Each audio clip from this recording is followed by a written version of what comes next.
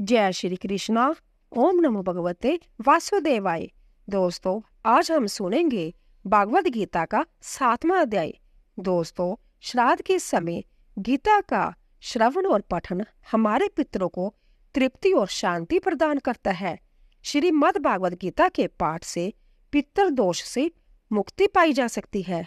गीता का वो ज्ञान जो श्री कृष्ण ने हजारों वर्ष पहले अर्जुन को कुरुक्षेत्र के मैदान में दिया था, अनादिकाल से मानवता के लिए मार्गदर्शक बना हुआ है।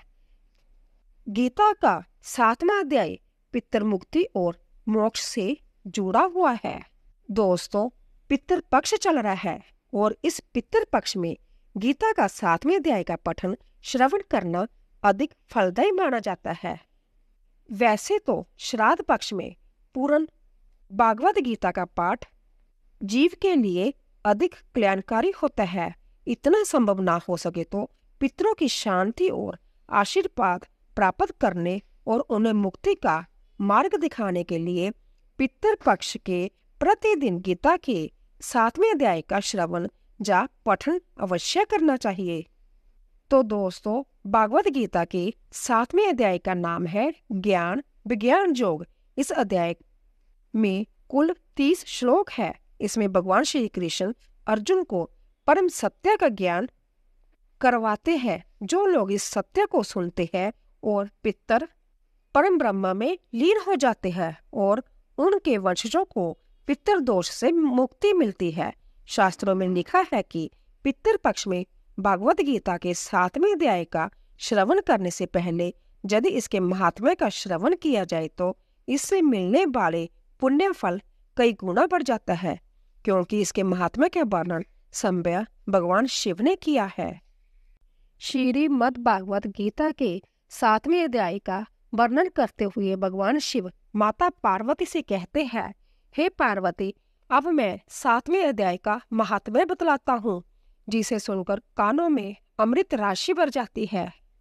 पाटलिपुत्र नामक एक दुर्गम नगर है, जिसका गोपुर द्वार बहुत ही ऊंचा है। उस नगर में शंडकुकरण नामक एक ब्राह्मण रहता था। उसने वेश्यावृत्ति का आश्रय लेकर बहुत धन कमाया, किंतु ना तो कभी पितरों का तर्पण किया और ना देवताओं का पूजन ही। वह दोनों उपार्जन में तत्पर होकर राजाओं को ही बोझ दिया करता था। एक समय की बात है, उस ब्राह्मण ने अपना चौथा विवाह करने के लिए पुत्रों और बंधुओं के साथ यात्रा की। मार्ग में आधी रात के समय जब वह सो रहा था, एक सर्प ने कहीं से आकर उसकी बाह में काट लिया। उसके काटते ही ऐसी अवस्था हो गई कि मणि मंत्र और औषधि आदि से भी उसके शरीर की रक्षा नहीं हो सकी। फिर कुछ ही क्षणों में उसके प्राण पखेरु उड़ गए। फिर बहुत समय के बाद वह प्रेत सर्प जोनि में उत्पन्न हुआ। उसका चित्त धन की वासना में बंधा था। उसने पूरे वृत्तांत को स्मरण करके सोचा, मैंने जो घर के बाहर करोड़ों की संख्या में अपना धन गाड़ रखा है, उससे इन पुत्रों को वंचित करके संभव ही उसकी रक्षा करूंगा। एक दिन सांप की जोनी से पीड़ित होकर पिता ने स्वप्न में अपने पुत्रों के समक्ष आकर अपना मनोभाव बताया। अब उसके निर्कुश पुत्रों ने सवेरे उठकर बड़े विस्मय के साथ एक दूसरे से स्वप्न की बातें कही। उनमें से मझला पुत्र कुदाल हाथ में लिए घर से निकला और जहां उसके पिता सर्पजोनी धारण करके रहते थे, उस स्थान पर गया।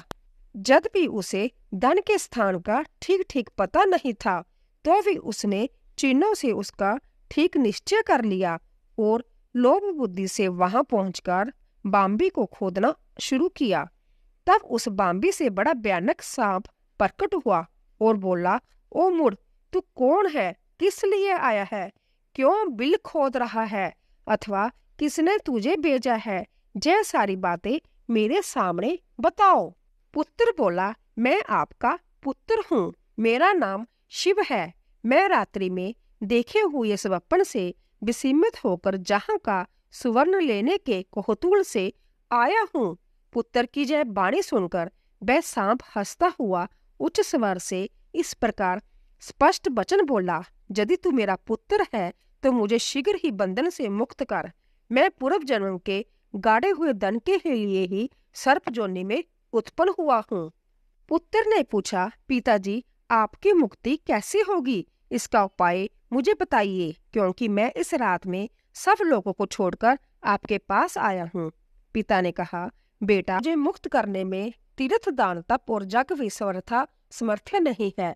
केवल गीता का 7वां अध्याय ही प्राणियों के जरा मृत्यु आदि दुख को दूर करने वाला है। हे पुत्र, मेरे श्राद्ध के दिन 7वें अध्याय का पाठ करने वाले ब्राह्मण को श्रद्धा पूर्वक भोजन कराओ। इससे निसंदेह मेरी मुक्ति हो जाएगी। हे वत्स, अपनी शक्ति के अनुसार पूर्ण श्रद्धा के साथ वेद विद्या में प्रवीण अन्य ब्राह्मणों को भी भोजन कराना। सर्प योनि में पड़े हुए पिता के जय वचन सुनकर सभी पुत्रों ने उसकी आज्ञा के अनुसार तथा उससे भी अधिक किया। तब अंडकोकर्ण ने अपने सर्प शरीर को त्याग कर दिव्य देह धारण किया और सारा धन पुत्रों के अधीन कर दिया। पिता ने करोड़ों की संख्या में जो धन बांट कर दिया था, उससे वह सदाचारी पुत्र बहुत प्रसन्न हुए। उनकी बुद्धि धर्म में लगी हुई थी, इसीलिए उन्होंने बावली, कुआं, पोखरा, जग तथा देव मंदिर के लिए उस धन का उपयोग किया और अन्नशाला भी बनवाई। फिर 7वें अध्याय का सदा जप करते हुए उन्होंने मोक्ष प्राप्त किया। हे पार्वती, यह तुम्हें 7वें अध्याय का महात्म्य बताया गया है, जिसके श्रवण मात्र से मानव सब पातकों से मुक्त हो जाता है। दोस्तों, 7वां अध्याय शुरू करते हैं। उसके उपरांत श्री कृष्ण भगवान बोले, हे पार्थ, तू मेरे में अनन्य प्रेम से आसक्त हुए मन वाला और अनन्य भाव से मेरे परायण होकर जोग में लगा हुआ मुझको संपूर्ण विभूति, बल, ऐश्वर्य आदि गुणों से युक्त सबका आत्म रूप जिस प्रकार संशय रहित जानेगा, उसको सुन। मैं तेरे लिए इस रहस्य सहित तत्व ज्ञान को संपूर्णता से कहूंगा कि जिसको जानकर संसार में फिर और कुछ भी जानने योग्य शेष नहीं रहता। हजारों मनुष्य में कोई ही मनुष्य मेरी प्राप्ति के लिए जतन करता है, और उन जतन करने वाले योगियों में भी कोई ही पुरुष मेरे परायण हुआ मेरे को तत्व से जानता है, अर्थात यथार्थ मर्म से जानता है। हे अर्जुन, पृथ्वी, जल, अग्नि, बाजू और आकाश तथा मन, बुद्धि और अहंकार भी ऐसे यह 8 प्रकार से विभक्त हुई मेरी प्रकृति है। ये 8 प्रकार के वेदों वाली तो अपरा है, अर्थात मेरी जड़ प्रकृति है। और हे महाभाव, इससे दूसरी को मेरी जीवरूपा परा अर्थात चेतन प्रकृति जान की, जिससे यह संपूर्ण जगत धारण किया जाता है।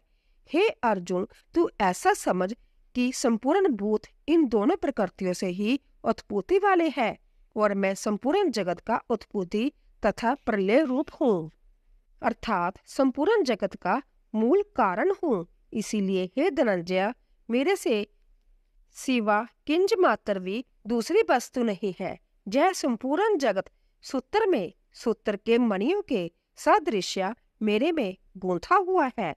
हे अर्जुन, जल में मैं रस हूँ तथा चंद्रमा और सूर्य में प्रकाश हूँ, और संपूर्ण वेदों में ओंकार हूँ तथा आकाश में शब्द और पुरुषों में पुरुष तत्व हूँ। पृथ्वी में पवित्र गंध और अग्नि में तेज हूँ, और संपूर्ण भूतों में उनका जीवन हूँ, अर्थात जिससे वह जीते हैं वह मैं ही हूँ, और तपस्वियों में तप हूँ। हे अर्जुन, तू संपूर्ण भूतों का सनातन कारण मेरे को ही जान। मैं बुद्धिमान की बुद्धि और तेजस्वियों का तेज हूँ। हे भरत श्रेष्ठ, मैं बलवानों का आसक्ति और कामनाओं से रहित बल अर्थात सामर्थ्य हूँ, और सब भूतों में धर्म के अनुकूल अर्थात शास्त्र के अनुकूल काम हूँ। और भी जो सत्व गुण से उत्पन्न होने वाले भाव है, और जो रजोगुण से तथा तमोगुण से होने वाले भाव है, उन सबको तू मेरे से ही होने वाला है, ऐसा जान। परंतु वास्तव में उनमें मैं और वह मेरे में नहीं है। गुणों के कार्य रूप सात्विक, राजस और तामस, इन तीनों प्रकार के भावों से अर्थात राग, द्वेष आदि विकारों से और संपूर्ण विषयों से यह सब संसार मोहित हो रहा है।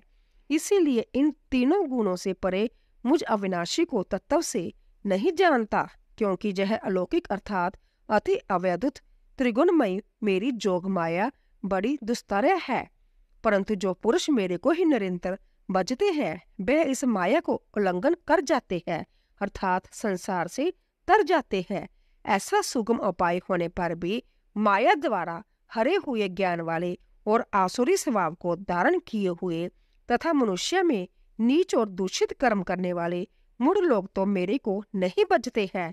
हे वर्तवंशियों में श्रेष्ठ अर्जुन, उत्तम कर्म करने वाले अर्थार्थी, आर्थ, जिज्ञासु और ज्ञानी अर्थात निष्कामी, ऐसे 4 प्रकार के भक्तजन मेरे को बचते हैं। उनमें भी नित्या मेरे में एक ही भाव से स्थित हुआ अनन्य प्रेम भक्ति वाला ज्ञानी भक्त अति उत्तम है, क्योंकि मेरे को तत्व से जानने वाले ज्ञानी को मैं अंतत प्रिय हूँ और वह ज्ञानी मेरे को अंतत प्रिय है।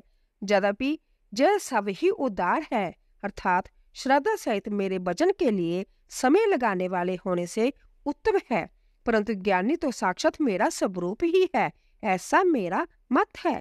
क्योंकि वह स्थिर बुद्धि ज्ञानी भक्त अति उत्तम गति स्वरूप मेरे में ही अच्छी प्रकार स्थित है, जो बहुत जन्मों के अंत के जन्म में तत्व ज्ञान को प्राप्त हुआ ज्ञानी सब कुछ वासुदेव ही है, अर्थात वासुदेव के सिवा अन्य कुछ है ही नहीं। इस प्रकार मेरे को बचता है, वह महात्मा अति दुर्लभ है।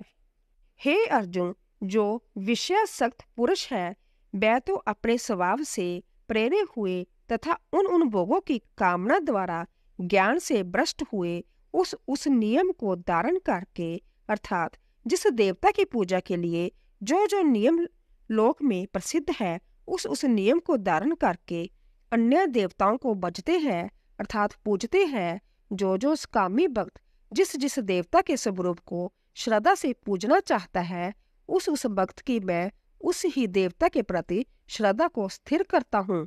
वह पुरुष उस श्रद्धा से युक्त हुआ उस देवता के पूजन की चेष्टा करता है और उस देवता से मेरे द्वारा ही विधान किए हुए उन इच्छित भोगों को निसंदेह प्राप्त होता है। परंतु उन अल्प बुद्धि वालों का वह फल नाशवान है तथा वह देवताओं को पूजने वाले देवताओं को प्राप्त होते हैं, और मेरे भक्त चाहे जैसे ही बजे शेष में मेरे को ही प्राप्त होते हैं। ऐसा होने पर भी सब मनुष्य मेरा भजन नहीं करते। इसका कारण ये है कि बुद्धिहीन पुरुष मेरे अनुत्तम अर्थात जिससे उत्तम और कुछ भी नहीं है, ऐसे अविनाशी परम भाव को अर्थात अजन्मा अविनाशी हुआ भी अपनी माया से प्रकट होता है। ऐसे प्रभाव को तत्व से ना जानते हुए मन इंद्रियों से परे मुझ सच्चिदानंद परमात्मा को मनुष्य की भांति जन्म कर व्यक्ति भाव को प्राप्त हुआ मानते हैं। अपनी जोग माया से छिपा हुआ मैं सबके प्रत्यक्ष नहीं होता, इसीलिए यह अज्ञानी मनुष्य मुझ जन्म रहित अविनाशी परमात्मा को तत्व से नहीं जानता, अर्थात मेरे को जन्मने मरने वाला समझता है।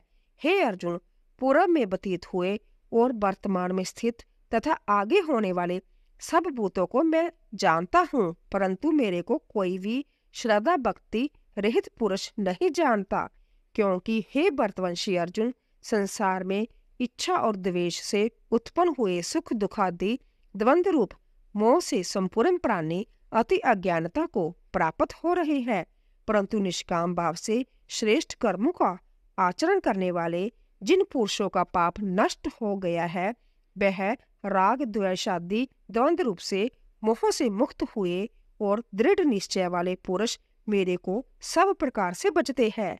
जो मेरे शरण होकर जरा और मरण से छूटने के लिए जतन करते हैं, वह पुरुष उस ब्रह्मा को तथा संपूर्ण अध्यात्म को और संपूर्ण कर्म को जानते हैं।